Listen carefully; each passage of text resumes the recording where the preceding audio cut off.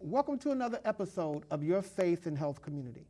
I'm your host, Pastor Jackie Jackson, and as always, on behalf of myself and our producer, Anita Alexander, we want to thank you for taking time out of your busy day to spend with us.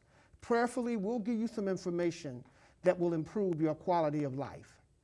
Now, the last time we were together, I didn't talk about health care, and you know why, because we had someone, a health care specialist or a health insurance specialist on here, and so that was what the whole show was about. But today, just real quick, I do want to remind you that you need to make sure that you have health insurance.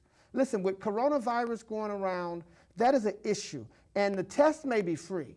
But if you do, and God forbid that you do, but if you do end up being positive, and if you have to be hospitalized, that is going to be an expensive cost. Not to mention, still we have issues with heart disease, diabetes, cancer, asthma, all of these different things that if you do not have some health care, it will put you in a bad financial position. Now, I know a lot of people have lost their health care, especially if you've been laid off or your job has dissolved or been canceled. You need to look at Medicaid, right? You can go into the marketplace and get health insurance that you pay for, but now there is Medicaid, and Ohio has expanded Medicaid and has had it since 2013. So you need to look, make sure you get health care. I don't want to take up a lot of time. I know you're like, what? He's not going to sit here and drill us for another minute about health care? No, I'm not. But I am going to say this last piece. Another reason, more importantly than ever, although it's always existed, is that with the coronavirus, when you look at the situation that the country is in right now, people are suffering, and it may be you, it may be me, that we may be having some mental health issues that are taking place. When you have health care, whether through the marketplace or through Medicaid, mental health is covered within that. It's not saying that you're crazy. Don't get stuck in that in that little thing that people try to hit you with. It's saying that there's more right now than I can deal with, and I need help. And to be honest with you, at one point or another, we all do. So I'm done. I want to move over to our guest, and we want to thank you all for coming. We have with us Debbie Sims and Willie Hopkins, who are both board members of CUFA, which is Communities United for Action. Communities United for Action, CUFA. How are you all doing today? We're doing fine. And thank you for having us on your show today. No, thank you for coming and sharing information. The Bible says my people perish for lack of information or lack of knowledge. So I believe you're going to get some information today that will help his people not perish. Plus, I like the color of those shirts. Well, thank you. And it's nice to know you guys brought me one, right? No? Okay, well, I guess I can order one, right? We left it in the car. All right, so CUFA, we've said what it stands for. It's Communities United for Action. But give us a little bit more information about CUFA. What is it? CUFA is a grassroots organization. We've been around for 40 years. We're getting ready to celebrate our 40th anniversary. We're a nonprofit. We don't get any money from government, or we do get some grants from different organizations. And we're get our membership. That's how we survive. For 40 years, we survived on grants and our members and a few fundraisers. We also are part of a larger organization called People's Action. It's in 32 different states, and People's Action has a membership of over 1 million people. Okay, so CUFA and People's Action. Mm-hmm. You guys like that action? Oh, yes. Action. Yes. All right. And one thing that CUFA does is gives a voice to people. A lot of times people feel because government does everything, and we don't have a voice in government. We elected these officials. We have a voice. We tell them what to do. They don't tell us what to do. They are working for the people. That's people action again. We are the government is working for the people, not the people working for the government. And we tell them what we need. A lot of times people who are, especially people of low income or moderate income, they find out that they feel that they don't have a voice, but they do. We all have a voice. So CUFA is, in fact, one of the organizations in the community that acts as a voice for the people. Is that basically kind of where we're going? Yeah. Let me ask you this. Where is there a office Yes. located here in the city? And Anita's going to put it up, so you don't have to show it. She'll Okay. make sure that it's up. I'm just kind of asking, like where, Yes. where you might be located. We're in South Cumminsville Okay. on Dreamin' Avenue. Did you used to be, or are you the community council president in Cumminsville? No, No? no, Okay. no. That was Marilyn Evans. That's the name. Yeah, Okay. Marilyn is well okay. known all over the city. Marilyn has retired, but she still is an active member in CUFA. She's not doing as much because she has retired. She is one of the founding members of CUFA, but she is involved, still involved. Okay, and that's the name, because I came over one time when Cumminsville was having a festival at the park down Yeah. there, and had a chance to sit and talk with her. And then I actually met some of your members that had a table there, and we talked a little bit. This was maybe 2 or 3 years ago. Was there. You have a CUFA coronavirus response platform. And on here I see healthcare for all, which, yes, we all need healthcare, right? Livable wages, homes guarantee, water is a human right, sewer justice, infrastructure funding, and emergency or energy affordability. So let's walk down these responses that you have. Healthcare for all. So let's talk about that, or where CUFA stands on this. Well, we think all people, no matter what their income is, no matter if they did lose their job, they should have their health care. I heard that some of the people who have gotten laid off from the city still kept their health care. But some of the other jobs, they didn't. Everyone doesn't have it right now, and everyone should have health care. So by this being on your platform, it says we support government-sponsored health care for all. So you're pushing your members, or you're talking to the communities that you deal. So it's not just Cumminsville. Oh, no, right? no, This no. is all over the city. Right. So within the communities, especially where your membership is, and then I guess those who aren't, part of your conversation with them is that need to have health care for all. Yes. So what are you doing around that? So are you gathering people, having conversations about what that actually means, what it looks like? So is it like an educational piece there where you're educating people? Yes, we're trying to educate people, and we're also talking to our government officials. Why don't we have health care? We've got Governor DeWine up there. He's been very nice about coming on, telling us what's going on with the virus. But we need for people to have health care. We need for them to have health care so they can be able, if they do catch the virus, or if they just get sick in general, they should be able to go to a doctor and get care. Okay, so, and that's true, every human being should have health care. I want to jump down 3. Okay. We hear a lot of different issues, right? We know that there are some sewer issues going on. Livable wages are necessary because there are so many people who are working 2 and 3 jobs to try to make what one job should be able to do in terms of paying rent or mortgage or whatever it is you have to pay. But you have water is a human right. Yes. And I don't think that, that sounds almost like something that you would hear about in a third world country. So can we talk a little bit about that and where CUFA stands, or even why this is on the list? Is there a need? Is there a situation in the city where people are not getting water? The city does have a tendency to cut people's water off if they do not pay that bill.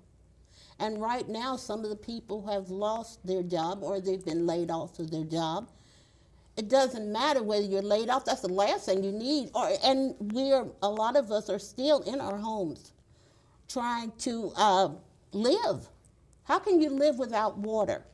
That is a human right. We have to have water. I understand that some of the bills aren't getting paid because people have been laid off. But we still need water. You have children at home, you need water. You can't live without water. And we've had a platform called Sewer Justice. And why I'm bringing up sewer justice is because we have worked with the commissioners and City of Cincinnati.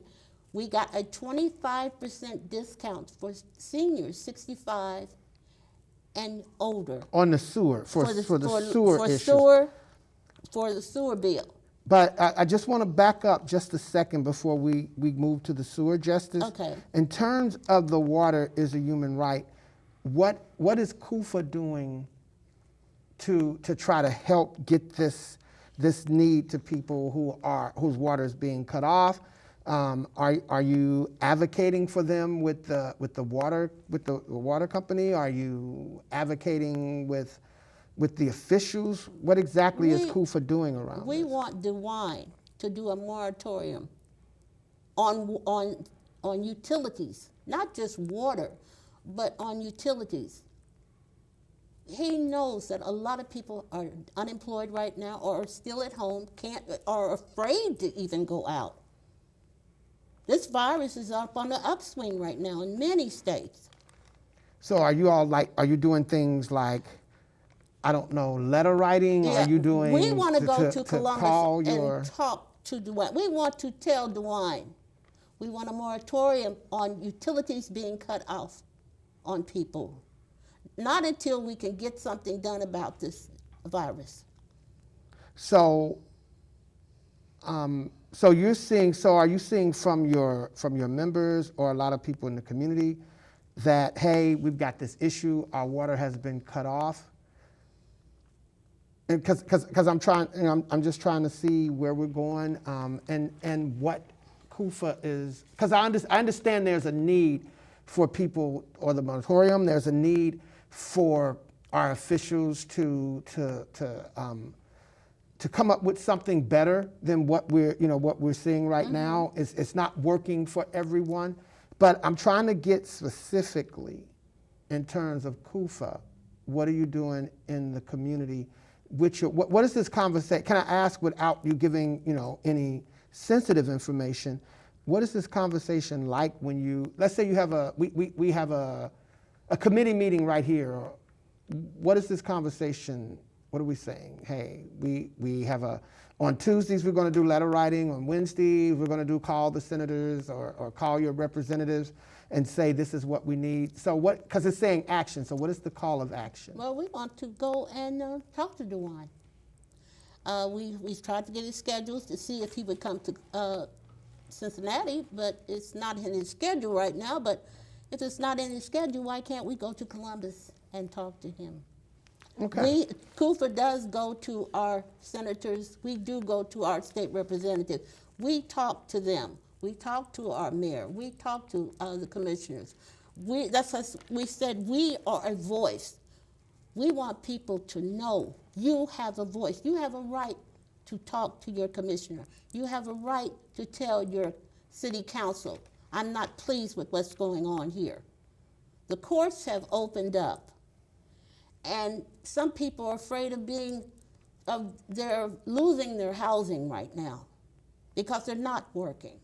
Right, and that part is really sad, especially some people who have put a lifetime into their homes, Right. And now they're seeing in a few short months, They can be homeless. and if it hasn't happened, there's that fear. Yes. And I want to ask you, Willie Hopkins. I like that name too. That's a sharp name, Doc. Willie Hopkins. You mentioned something else too that you're working on, right? The membership. The membership. Okay, with the water shut-offs and the evictions and the foreclosures and all the other things that they're going to be throwing at us. We're not millionaires, so we can't buy stuff. We have to get what we want in numbers. So I'm here to talk about membership, because we are, if Dwayne does not talk to us, and he's going to be shutting off, he's going to let them shut off water and electric and all that stuff, we're going up there. And we don't want to go up there with 5 or 10 people. When we go to Columbus to deal with him, we want a crowd. We want a crowd, and this month we're reducing our membership fee so that we can get more members, because with the things that's coming up, we're going to need members, because the system is going to be coming up. People don't have jobs and stuff, not because of what they didn't do right. It's because of what's happening in the country. Right. So if the people don't already have money, how you going to make them pay? For gas and electric and all this, turning Right. stuff on. So let me ask you this. So I go to your site, there's a website, right? I go Right. to the Right. website, I go, wow, this is the organization for me, and I get involved. What is it that CUFA is bringing to the table? And I understand about the health care and all that. I guess I'm trying to get an idea of what is a typical event, a CUFA event. Can you give me an idea of what that might be? Well, we've worked on quite a few different things. One thing we worked on was payday loans.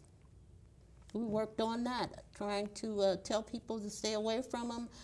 We worked with Cordray about getting them out of our neighborhood. These people pry on the poor and people in situations when our banks will not give us loans. It seems that our government has a thing about bailing out our banks, our corporations.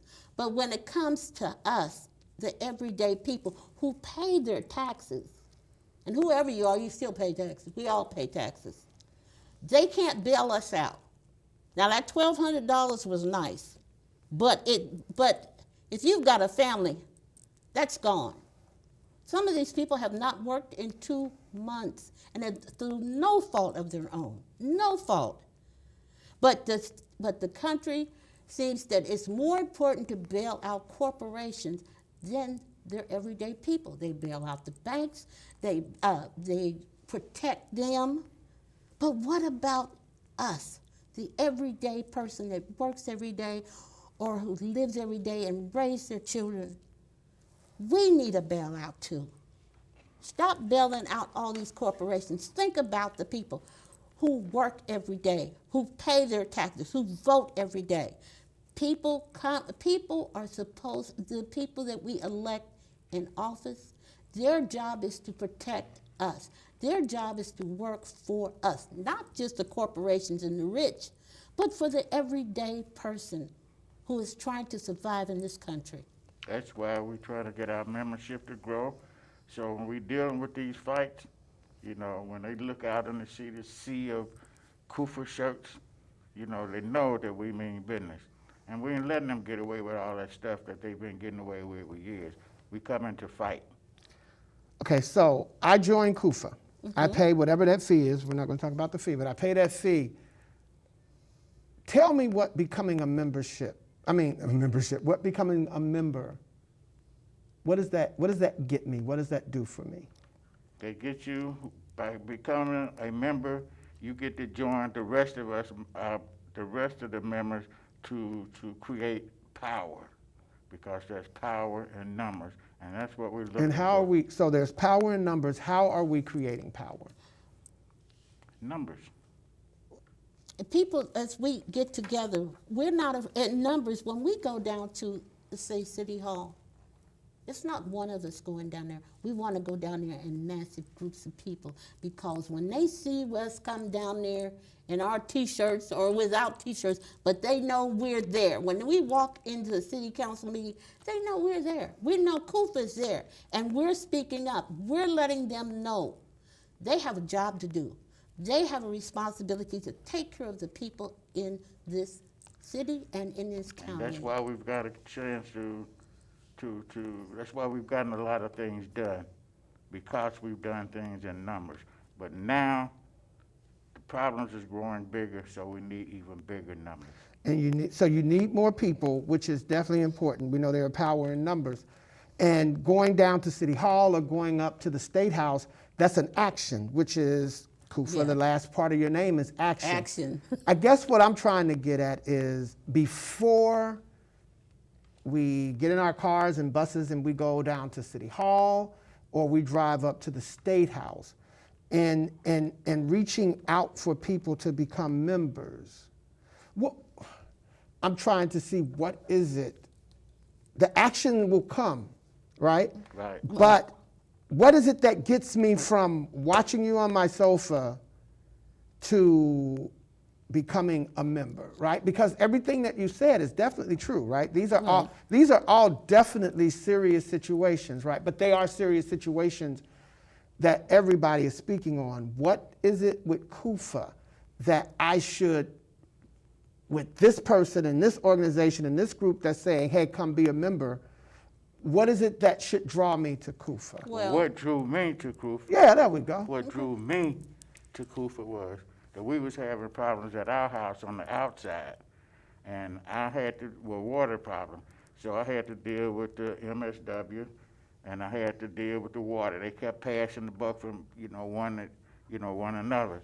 So I dealt with the problem myself. And so I saw this little brochure that they had put out about CUFA. I called a number. Allison invited me, came out to see the problem. Then she invited me to a city council meeting. And I went and saw how CUFA was standing there fighting, and they wasn't taking no mess. They was there and the action, And I said, shoot, that's the kind of thing I've been dealing with all my life. I have something to offer, to add. How long have you been with CUFA? About 3 years. 3 years. What about you, Ms. Debbie?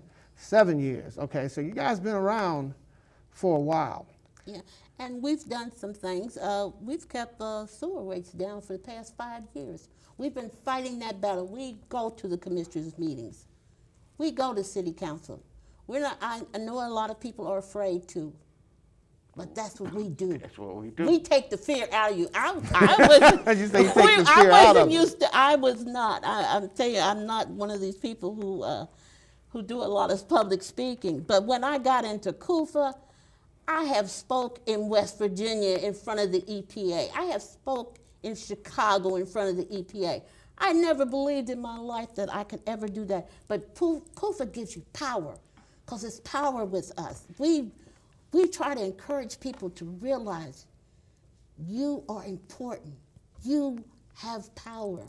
And with us being together, we can do anything. We can change the world. So CUFA is an organization that, among the many things that you do, is taking somebody and empowering them, or making them feel empowered, Yes. to not just sit back and talk about Right. change, but to actually get involved in making change. Right. Right? So thank you very much. We want to thank again Ms. Debbie Sims and Mr. Willie Hopkins. And they are board members with CUFA, Communities United for Action.